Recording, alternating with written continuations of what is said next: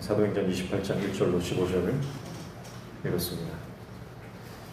바울이 타고 가는 배가 풍랑을 만나 표류하다가 드디어 한 섬에 도착하게 됩니다.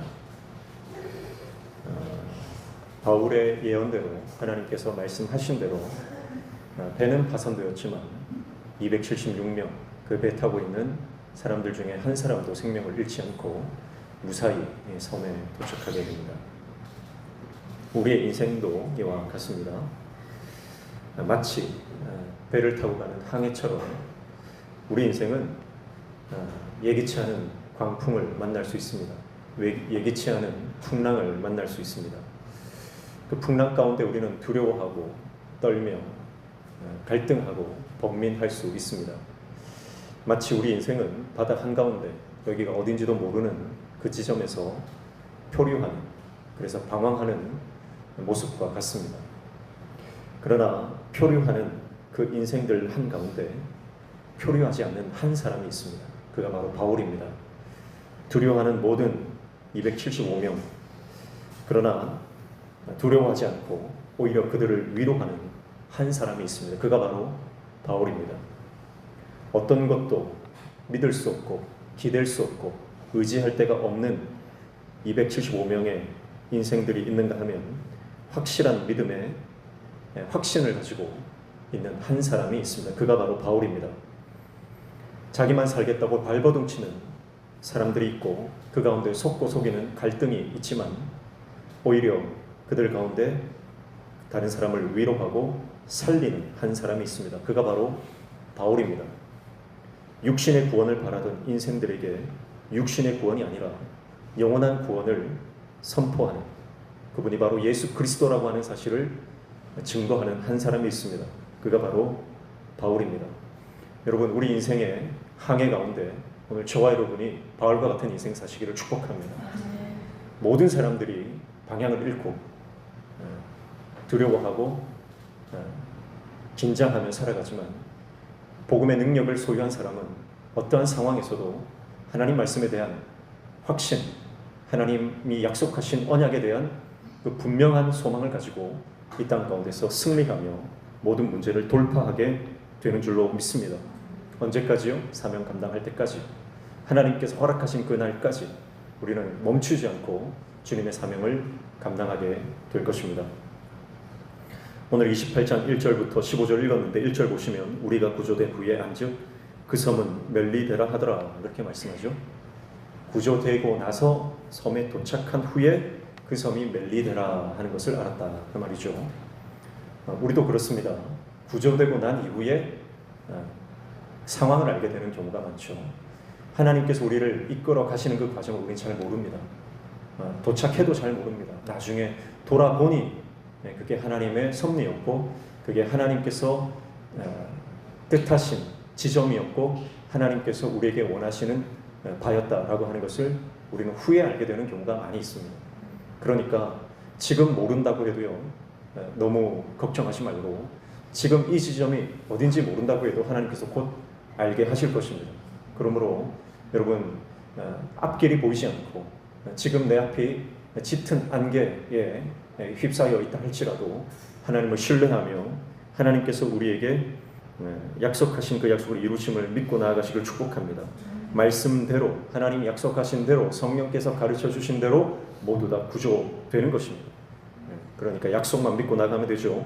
2절 보니까 비가 오고 날이 참에 원주민들이 우리에게 특별한 동정을 하여 불을 피워 우리를 다 영접하더라 그랬습니다. 낯선 땅에 원주민들 만났는데 그들이 호의적일 확률이 얼마나 될까요? 사실 그들이 이렇게 그들을 영접하는 것은 하나님의 은혜입니다. 그래서 우리는 가는 곳마다 하나님 의지할 때 하나님께서 순적한 만남을 허락하시고 특별한 은혜를 베푸실 줄로 믿습니다. 여기서 특별한 동정을 했다, 이거 하나님 주신 은혜 아닙니까? 하나님께서 그 원주민들의 마음을 만지셔서 바울 일행을 향한 특별한 동정, 긍휼의 마음을 주셨다라고 하는 거죠. 그래서 우리가 가는 곳마다 하나님께서 이러한 특별한 만남을 허락하게 주실 줄로 믿습니다. 3절에 보면 바울이 나무 한 묶음을 거두어 불에 넣으니 뜨거움으로 말미암아 독사가 나와 그 손을 물고 있는지라 그랬습니다. 배가 파산하고 모든 사람들이 헤엄을 쳐서 이제 해안가까지 왔죠. 다 풍랑을 만나 14일 동안 먹지도 못하고 기진맥진하여 있는 그 사람들, 마지막 한 끼를 먹고 바다에다 모든 양식을 다 버리고 겨우 헤엄쳐서 이 해안가에 도착한 그들을 향해서 원주민들이 불을 피워서 그들의 지친 육신을 달래주고 있습니다. 그런데 그 불 가운데 뱀이 뛰어나와서 바울의 손을 물었다, 그렇게 말씀을 하고 있습니다. 뭐 잠깐 스친 게 아니고 그 뱀이 확실하게 물은 걸 보여주는 거죠. 그래서 물고 손에 이렇게 대롱대롱 달려 있는 것입니다. 그러니까 그 장면을 모든 사람들이 보고, 특별히 멜리데 섬 원주민들이 그 장면을 보면서 뭐라고 합니까? 그는 진실로 살인한 자요, 그렇게 말합니다. 멜리데 섬 주민들이, 원주민들이 볼 때 배가 난파를 당했습니다. 그런데 그 배가 어떤 배예요? 죄수들을 호송하는 배입니다. 그런데 그 모든 죄수들이 죽지 않고 다 살아서 지금 육지로, 섬으로 올라왔잖아요. 그러니까 그들의 생각에 이 사람들은 죄인이 아니다는 생각을 하는 거예요. 하늘이 도왔다, 신이 그들을 살렸다. 그러니까 이들은 억울한 누명을 쓴 죄인들이든지 아니면 그렇게 큰 죄를 지은 사람들이 아니라는, 이들은 신이 살린 존재들이라고 하는 그런 생각이 있었을 것입니다. 그런데 그 가운데 바울 한 사람만큼은 뱀이 나와서 그를 물었는데 그냥 뱀이 아니라 독사라는 거죠. 그들의 경험과 그들의 지식에 의해서는 이제 곧 바울은 죽어야 하는 것입니다. 그래서 뭐라고 말합니까? 바다에서 구조를 받았으나 공의가 그를 살지 못하게 합니다, 그렇게 말하고 있습니다. 여러분, 이게 세상 사람들의 생각입니다. 세상 사람들의 가치요, 기준이요, 원리입니다. 그래서 누가 사고를 당하든지 아니면 병이 들든지 아니면 어려운 일을 당하면 그 사람의 업보다 그렇게 생각합니다. 세상 사람들은 대부분 인과응보의 법칙을 따라서 살아갑니다. 그래서 누가 어려움을 당하면 쉽게 판단합니다. 쉽게 정죄합니다.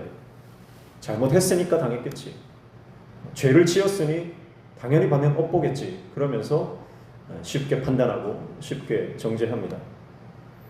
세상 사람들만 그렇지 않습니다. 예수님, 하나님을 믿는다고 하는 사람들조차도 그렇게 쉽게 판단하는 경우가 많죠. 바리새인들을 보십시오. 그들의 백성들 가운데 장애가 있거나 가난하거나 어떤 질병을 가진 사람들을 보면서 그들은 함부로 판단했습니다. 그의 죄든지 부모의 죄든지.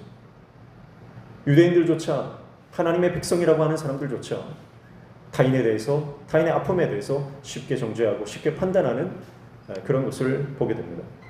여러분, 우리 안에 다른 사람을 함부로 판단하고 타인을 함부로 정죄하는 것들을 내려놓아야 합니다. 그것은 인간적인 생각입니다. 여러분, 사도 바울이 뱀에게 물렸지만 여러분, 바울은 죽지 않습니다. 그것조차 하나님의 섭리입니다.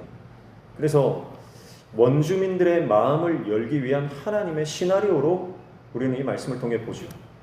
여러분, 이 말씀이 우리 삶에 적용되시기를 축복합니다. 우리의 삶 가운데, 우리의 또 모든 타인의 삶 가운데 일어나는 모든 사건과 사고와 여러 가지 어떤 이벤트들이 여러분, 인간적인 시각으로 그것을 바라보고 판단하는 것이 아니라 하나님의 시각으로 그들을 볼 수 있도록 우리에게 영안이 열리시기를 축복합니다. 그래서 바울이 뱀에 물렸지만 죽지 않고 살아있는 것을 보면서 그들이 마음이 열리는 거죠. 이게 하나님의 계획이라고 하는 것입니다. 마가복음 16장 17절 18절 한번 보시죠. 마가복음 16장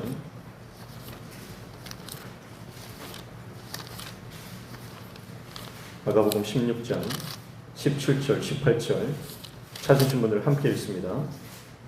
시작. 믿는 자들에게는 이런 표적이 따르리니 곧 그들이 내 이름으로 귀신을 쫓아내며 새 방언을 말하며 뱀을 씹어 올리며 무슨 독을 마실지라도 해를 받지 아니하며 병든 사람에게 손을 얹은 즉 나으리라 하시더라. 아멘. 자, 예수님께서 제자들에게 말씀하시는데 여기 뱀을 집어 올리며 라고 하는 말씀이 들어있죠. 그래서 여기에 어쩌면 예수님은 사도 바울이 뱀에 물릴 것을 내다보시면서 말씀을 하셨는지 모르겠습니다. 뱀을 집어 올린다. 무슨 독을 마실지라도 해를 받지 않을 것이다. 그렇게 말씀하셨습니다. 믿는 자들에게는 이런 표적이 따른다는 거예요. 믿는 자들, 예수님을 믿고 예수님의 제자로 사명 감당하는 하나님의 사람들에게 이런 표적이 따르는데 그 증거가 오늘 우리는 두 눈으로 보고 있는 것이죠. 그래서 사도 바울은 하나님의 사명을 감당할 때 복음을 위해서 사는 인생, 여러분 하나님께서 지키시고 보호하시는 줄로 믿습니다.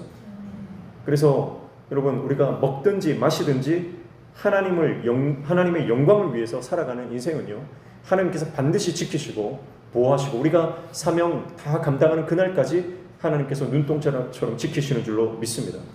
그렇기 때문에 우리는 무엇을 먹을까, 무엇을 마실까 염려하지 말고 오직 복음을 위해 하나님 나라의 사명을 위해서 달려가는 저와 여러분 되시기를 축복합니다. 그래서 사실 우리는 건강에 너무 집착하는 것 같습니다. 어떻게 하면 내가 좀 더 건강한 삶을 살고 좀 더 윤택한 삶을 살고 좀 더 질 높은 삶을 살아갈 것인가, 거기에 많이 집착하는 것 같습니다. 근데 여러분, 무엇을 먹든지 어떤 일을 당하든지 주님의 영광을 위해서 할 때 하나님께서 모든 것을 선하게 변화시켜 주시는 줄로 믿습니다. 그래서 어떤 할아버지는 평생 라면만 먹고 살더라고요. 그래도 건강하더라고요. 얼마 전에 보니까 어떤 할아버지는 평생 물을 안 마시고 콜라만 마셨더라고요. 콜라만 마시고 살아가는데 건강검진했더니 그렇게 큰 문제가 없어요. 사실은 이 건강이라고 하는 것, 생명이라고 하는 것은 하나님의 손에 달린 것이지 내가 아무리 발버둥 친다고 그 질이 완전히 달라지고 그런 건 좀 아닌 것 같습니다. 그래서 어쨌든 우리 인생을 어떻게 잘 살 것인가에 대한 것보다 주님을 위해서 내가 어떻게 죽을 것인가 좀 초점을 바꾸면 내가 인생을 살아가는 환경은 별로 중요한 게 아니게 되는 것입니다. 오늘 저와 여러분이 복음을 위해서 살 때 자유한 것입니다. 주님의 영광을 위해 살 때 참된 자유가 우리 안에 들어오는 줄로 믿습니다. 그런데 내 육신을 위해서 살고 내 육체를 위해서 살아가면요, 매이는 것이 너무 많아요. 이것도 매이고 저것도 매이고, 건강에 신경 쓰는 사람들은 이것도 못 먹고 저것도 못 먹고. 그러나 우리가 주님을 위해 살고 하나님 나라의 복음을 위해서 내 생명을 내어놓으면 그때부터 시작되는 하나님 나라의 참된 자유, 참된 영적 해방을 우리가 누리면서 살아가게 되는 줄로 믿습니다. 그래서 뱀을 집어 올리며 무슨 독을 마실지라도 해를 당하지 아니할 것이다. 이것이 하나님의 약속입니다. 여러분, 그래서 여러분, 내가 주님을 위해서 내가 이 한 평생 내 삶, 이 한 목숨을 하나님께 드리겠다, 그런 믿음의 결단으로 나아가는 저희 여러분 되시기를 축복합니다. 5절에 보시면 바울이 그 짐승을 불에 떨어 버리며 조금도 상함이 없더라 그랬습니다. 조금도 상함이 없더라. 하나님의 약속이죠. 우리 주님의 약속이 바울에게 그대로 적용되고, 이 약속의 말씀은 오늘 저와 여러분에게도 적용되는 줄로 믿습니다. 그래서 아직 사명이 남아있는 자는 하나님이 절대 여러분 포기하지 않으시고 무조건 지키십니다. 그리고 사명 다 감당하고 나면 우리는 이 땅에 미련을 두지 않고 하나님 나라로 가는 겁니다. 그래서 그 짐승을 불에 떨어 버렸다, 그렇게 말씀을 하죠. 그 짐승이 뱀이죠. 뱀을 불에 떨어뜨렸다, 그렇게 말합니다. 여러분, 이 말씀은요, 물론 그냥 어떤 사건, 뱀이 물고 그 뱀이 물었어도 그 독에 의해서 죽지 않는 그런 하나님의 기적적 사건을 말하는 것이지만, 이것은 또 다른 영적인 의미가 있는 거죠. 이 말씀을 보니까 계시록의 말씀이 우리에 생각나지 않습니까?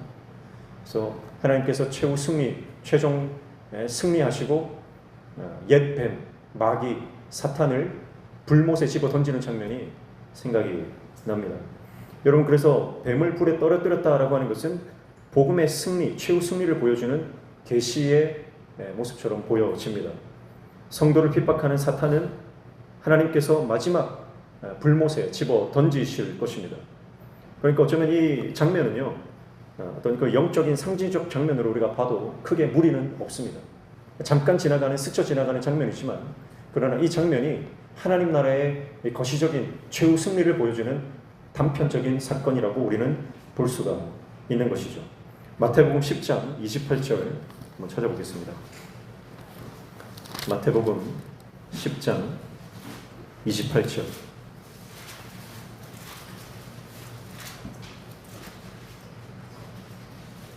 마태복음 10장 28절입니다. 찾은 분들은 함께 있습니다. 시작.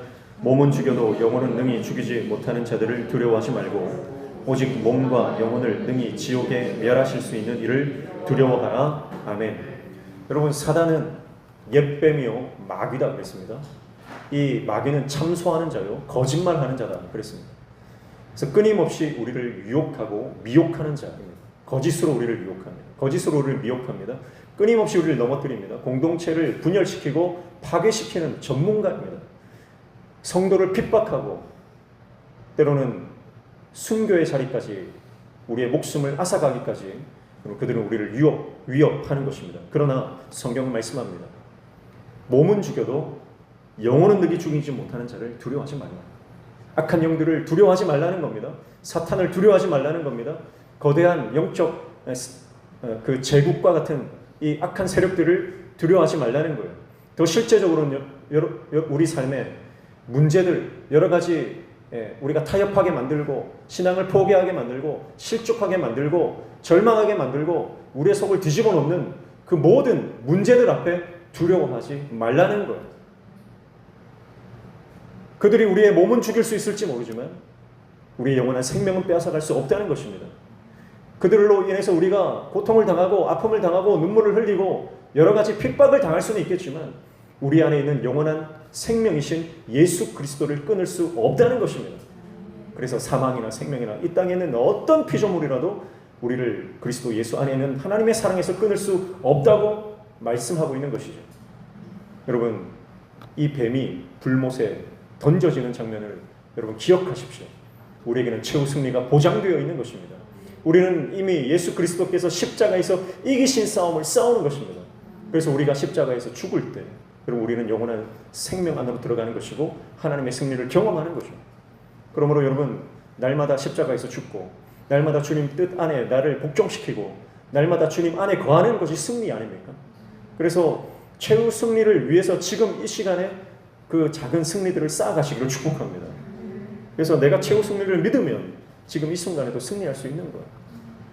용서할 수 있고 포기할 수 있고 희생할 수 있고 섬길 수 있는 것입니다. 언제요? 최후 승리를 믿는 자에게. 6절입니다. 그들은 그가 붙든지 혹은 갑자기 쓰러져 죽을 줄로 기다렸다가 오래 기다려도 그에게 아무 이상이 없음을 보고 돌이켜 생각하여 말하되 그를 신이라 하더라. 그렇게 말씀하죠. 바울에 대한 인식이 바뀌는 장면입니다. 바울의 영적 권위를 하나님께서 세워주시는 장면입니다. 여러분, 처음 백부장 율리오는 배에 탔을 때 사도 바울이 만류하죠. 지금 여행하는 것이 좋지 않다. 큰 어떤 손해를 입을 것이다. 그런데 성경은 뭐라고 말했습니까? 그가 바울의 말보다 선주와 선장의 말을 더 믿더라. 그렇게 말했습니다. 그러나 항해가 지속될수록 백부장 율리오는 누구의 말을 더 신뢰합니까? 선장이나 선주의 말보다 바울의 말을 더 신뢰합니다. 그래서 실제적인 그 배에 항해하는 그 배의 선장이 바울이 되었죠. 그 사건들은 바울이 예언한 대로 바울이 말한 대로 모든 사건들이 일어나는 것을 보고 그리고 모두가 절망 가운데 빠져 있을 때 너희의 생명이 상하지 않을 것이다. 하나님께서 성령으로 나에게 말씀해 주셨다라고 하는 것을 예언적 삶을 그들에게 보여줬을 때 점점 율리오는 다른 사람들의 말보다 이 바울의 말을 신뢰하는 것을 볼 수 있습니다. 그래서 그 배에 276명, 바울을 제외한 275명의 사람들은 이제 바울의 말이라면 어떤 말이라도 믿을 수 있는 그런 상태가 된 거죠. 그래서 바울의 영적 권위가 굉장히 올라가 있는 상태입니다. 그리고 그 바울의 영적 권위는 도착한 멜리데 섬에 있는 모든 원주민들에게도 동일하게 하나님께서 그 권위를 세워 주십니다. 그런데 바울은요, 이 하나님이 주신 영적 권위를 너무 잘 썼습니다. 잘 쓰는 사람이었습니다. 여러분, 하나님이 우리에게 영적 권위를 주실 때 그 권위를 잘 사용하시기를 축복합니다. 하나님께서 우리에게 영적인 은사를 주시고 영적인 능력을 주시고 어떤 여러 가지 하나님께서 우리에게 선물로 주시는 권위들이 있습니다. 여러분, 그런데 성령으로 시작했다가 육체로 끝나는 사람들이 너무 많은 것입니다. 오늘 저와 여러분이 성령으로 시작했다가 육체로 끝나는 인생이 되지 않기를 축복합니다. 좀 예언 좀 하고 방언 좀 하고 신유의 은사가 좀 나타나고 기도하는데 병이 좀 낫고 그러면요, 갑자기 교만해집니다. 타락해버리는 경우가 너무 많습니다. 성령으로 시작했다가 육체로 끝나버리는 인생이 너무 많은 것입니다. 그러나 바울은요, 하나님께서 주신 영적 권위가 있지만 갈수록 겸손해져요.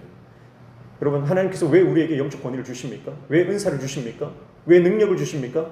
하나님 드러내고 복음을 증거하도록 주시는 거예요. 근데 여러분, 우리가 이 영적인 하나님께서 선물로 영적 권위들을 주시고 능력을 주시면 이게 내 건 줄 알고 착각합니다. 내가 기도하면 좀 사람들이 막 낫고 내가 기도하면 막 문제가 해결되고 그런 좀 역사들이 일어나면 쉽게 타락해버리는 거예요. 그래서 이단들이 생기는 겁니다. 자기가 예수라고 하는 소위 예수 호소인이라고 하더라고요. 소위 예수 호소인이 우리나라에 50명이에요. 50명. 그들이 갑자기 예수 호소인이 된 게 아닙니다. 대부분은요, 정통교회, 건전한 교회에 있다가 하나님께서 그들에게 은사를 주시고 능력을 주셨는데 하나님을 위해서 사용하지 못하고 자기를 위해서 사용하다가 변질이 되고 타락이 되고 교만이 들어오니까 하나님이 내가 하나님 된 것 같은 자칭 하나님이 되는 거예요. 여러분, 그것은 이단뿐만 아니라 현직 목사들도요, 그런 분들이 있습니다. 백석교단의 평택 노회장을 지내고 있는 신현옥 같은 사람은 현직 목사예요. 지금 현직 노회장입니다. 근데 그는 자기가 자칭 하나님이에요. 자칭 하나님. 자기가 하나님이니까 성도가 성도로 보이지 않습니다. 도구로 보이는 겁니다. 나를 위해서 일해야 되는 종으로 보이는 거예요. 함부로 욕하고 말하고 폭력까지 쓰고, 그래서 이번에 구속됐어요. 여러분, 현직 목사라고 하나님의 종이 다 되는 것이 아니고, 내가 장로요 권사요 내가 직분 받았다고 하나님께서 쓰시는 도구로 다 사용되는 게 아닙니다. 여러분, 사도 바울처럼 하나님께서 나에게 영적 권위를 부여해 주셨을 때 겸손히 하나님 앞에 쓰임 받을 때 여러분, 우리가 주의 종으로 끝까지 쓰임 받게 되는 줄로 믿습니다. 그래서 하나님께서 나에게 주신 영적 권위를 제대로 잘 사용해야 되는 거예요. 그래서 하나님께서 왜 이런 사건을 발생시키셨는지에 대한 것이 7절부터 10절까지 보시면 나오죠. 원주민들이 이 사건을 보면서 바울에 대한 생각이 바뀌는 거죠. 이 사람은 거의 신과 같은 사람이다. 그러니까 원주민의 수준으로 하나님께서 이들의 마음을 여시는 것입니다. 그래서 7절에 보시면 이 섬에서 가장 높은 사람 보블리오라 하는 이가 그 근처에 토지가 있는지라 그가 우리를 영접하여 사흘이나 친절히 머물게 하더니 8절 보블리오의 부친이 열병과 이질에 걸려 누워있거늘 바울이 들어가서 기도하고 그에게 안수하여 낫게 하매 그렇게 말합니다. 그래서 바울이 보통 사람이 아니라는 것을 듣고 보블리오가 그를 극진히 대접하면서 그의 아버지를 위해서 기도해달라. 그래서 바울이 기도하자 열병이 떠나고 이질이 낫게 되는 것입니다. 생명을 얻은 것이죠. 9절 10절 보시면 이러므로 섬 가운데 다른 병든 사람들이 와서 고침을 받고 후한 예로 우리를 대접하고 떠날 때에 우리 쓸 것을 배에 실었더라. 그렇게 말씀을 합니다. 11절에 보시면 석 달 후에 우리가 그 섬에서 겨울을 난 알렉산드리아 배를 타고 떠나니 그 배의 머리 장식은 디오스고로라. 그렇게 말합니다. 그래서 이 멜리데 섬에 3개월을 머물다가 떠나게 됩니다. 전승에 의하면 보블리오는 멜리데의 최초의 감독이 되었다고 합니다. 그리고 그도 예수님의 제자로 살다가 순교했다는 기록이 있습니다. 그리고 멜리데 섬에 초대교회가 박해를 피해 예배드리던 지하묘지 카타콤이 발견되었어요. 그래서 멜리데 섬 전체가 복음화 되었음을 전승을 통해서 우리가 알 수 있습니다. 여러분, 로마로 가던 배가 풍랑을 만나 표류하다가 한 섬에 도착했습니다. 그 섬이 멜리데 섬이었습니다. 그런데 그 멜리데 섬에 도착한 것이 우연이 아님을 우리는 오늘 이 말씀을 통해 보게 됩니다. 하나님의 섭리요, 하나님의 역사요, 하나님의 계획임이 드러나는 장면입니다. 그 멜리데 섬에 구원받아야 할 복음이 필요한 사람들이 있었다는 것입니다. 그래서 하나님께서는 바울이 탄 배에 풍랑을 만나게 하시고 그 배가 이 멜리데 섬으로 도착하도록 하나님이 인도하셨다라고 하는 것입니다. 버려지고 잊혀진 작은 섬입니다. 그러나 하나님은 그 섬을 잊지 않으셨습니다. 그 섬을 버리지 않으셨습니다. 그 섬에 구원받아야 할 하나님의 백성들이 있었기 때문에 바울이 탄 배를 그쪽으로 인도하신 것입니다. 여러분, 이것이 하나님의 사랑이고 하나님의 은혜고 하나님의 역사입니다. 여러분, 오늘도 이 멜리데 섬과 같이 우리의 사정거리, 우리의 삶의 반경 밖에 놓여져 있는 버려진 사람, 버려진 섬과 같은 사람들이, 영혼들이 있을 수 있습니다. 그러나 우리가 하나님의 말씀에 순종하고 하나님께서 인도하시는 하나님의 배에 우리가 올라타 그분의 인도함을 받으면 우리는 만나야 될 사람을 만나고 그에게 복음을 증거하게 될 것입니다. 하나님의 인도하심을 받고 하나님께 우리의 삶의 키를 맡겨드리면 하나님께서 우리의 삶을 우리가 가야 할 사람, 만나야 될 사람, 우리가 거해야 될 그 장소로 우리를 인도하실 것입니다. 인생의 항해의 길을 주님께 내어드릴 때 하나님께서는 놀라운 기적의 만남을 우리에게 허락하실 것입니다. 이 기적의 만남이 연속해서 일어나므로 우리를 통해서 구원받는 역사가 곳곳에서 일어나는 일들이 일어나게 될 것입니다. 여러분, 이것이 복음의 사람, 하나님 나라의 복음의 능력을 소유한 사람의 삶의 모습입니다. 여전히 내 자리에, 내 공간에만 거하면서 뱅뱅 돌면서 똑같은 삶, 쳇바퀴 같은 삶을 사는 것이 아니라 때로는 하나님께서 말씀하실 때 순종함으로 믿음의 모험을 하고 믿음의 항해를 함으로 하나님께서 만나야 될 사람을 만나게 하시고 우리가 감당해야 될 사명을 감당하게 하시며 우리의 삶의 영역이 영적으로 확장되어져가는 역사들이 일어나게 될 것입니다. 하나님께서는 아브라함에게 눈을 들어 하늘을 보고 눈을 들어 바다를 바라보라 말씀하십니다. 하늘의 별과 같이 바다의 모래같이 너희 자손을 많게 하실 것이다, 그렇게 말씀하시죠. 이 말씀은 아브라함에게만 주신 말씀이 아니라 오늘 저와 여러분에게도 주신 동일한 말씀인 줄로 믿습니다. 그러므로 눈을 들어 영적인 눈을 떠서 하나님 나라를 바라보시길 축복합니다. 그래서 내가 내 자리에 국한되어서 내 일에, 내가 먹고 사는 일에만 급급하게 살아가는 것이 아니라 주님께서 우리에게 허락하신 놀라운 사명을 감당하는 하나님의 사람으로 저 여러분이 살아가시기를 축복합니다. 그래서 연속으로 계속해서 일어나는 하나님의 기적이 우리 삶에 체험되어져서 하나님의 역사를 날마다 경험하는 저 여러분 되시기를 주님의 이름으로 축복합니다. 그래서 13절 보시면 거기서 둘러가서 레기온에 이르러 하루를 지낸 후 남풍이 일어나므로 이튿날 보디올에 이르러 14절 거기서 형제들을 만나 그들의 청함을 받아 이르를 함께 머무니라. 그래서 우리는 이와 같이 로마로 가니라, 이렇게 말씀하죠. 이제 다시 그 멜리데 섬을 떠나서 로마로 가는 항해가 시작되었는데 무슨 바람이 불었습니까? 이번에는 남풍이 일어났다. 이 남풍은 순풍을 말하는 것입니다. 그래서 가이사레에서 떠나서 로마로 갈 때는 유라굴로라고 하는 광풍을 만났죠. 이것은 역풍이고 가는 길을 방해하는 배에 항해하는 것을 방해하는 바람입니다. 그러나 이번에는 순풍을 만나 순적하게 목적지로 가고 있는 것을 볼 수가 있습니다. 사랑하는 성도 여러분, 내가 아무리 빨리 가고 싶어도 더디 갈 때가 있는 것입니다. 내가 머무르고 싶어도, 천천히 가고 싶어도 속히 이르는 때가 있는 것입니다. 내가 곧장 가고 싶어도 돌아가야 할 때가 있고, 내가 돌아가고 싶어도 곧장 가야 될 때가 있습니다. 여러분, 우리의 삶은 내가 운전하는 것이 아닙니다. 내가 운행하는 것이 아닙니다. 우리의 삶의 항해의 키는 오직 하나님이 주고 계신 줄로 믿습니다. 그러므로 그 주님을 신뢰하고 돌아가도 감사, 빨리 가도 감사, 천천히 가도 감사, 속히 가도 감사, 머물러도 감사, 떠나도 감사. 주님의 약속의 말씀을 신뢰하고 주님이 함께 하시면 그 어디나 하늘나라 되는 줄로 믿습니다. 그러므로 서두르지 마십시오. 여러분, 하나님의 사람은 절대 서두르지 않습니다. 하나님의 때를 기다리는 것입니다. 주님과 함께 하는 것에 초점을 맞춰야지 내가 어디를 가는지, 언제 가는지, 어떻게 가는지 여러분 중요한 게 아닙니다. 여러분, 사도 바울이 지금 죄수의 몸으로 로마로 가고 있습니다. 좀 더 화려하게 갔으면 어땠을까요? 좀 더 위풍당당하게 갔으면 어땠을까요? 그러나 바울은 죄수의 몸으로 결박당해 로마로 갑니다. 그러나 바울은 개의치 않습니다. 죄수가 되든 자유인이 되든 바울에게는 상관이 없습니다. 하나님의 사명 감당할 수 있다면, 로마로 가서 복음만 전할 수 있다면 사도 바울은 자신의 형편, 자신의 모습은 상관이 없는 거죠. 여러분, 그런데 우리는 겉모습, 겉모양, 방법, 솔루션 거기에 너무 집착합니다. 사랑하는 성도 여러분, 주님이 함께 하시면 되는 줄로 믿습니다.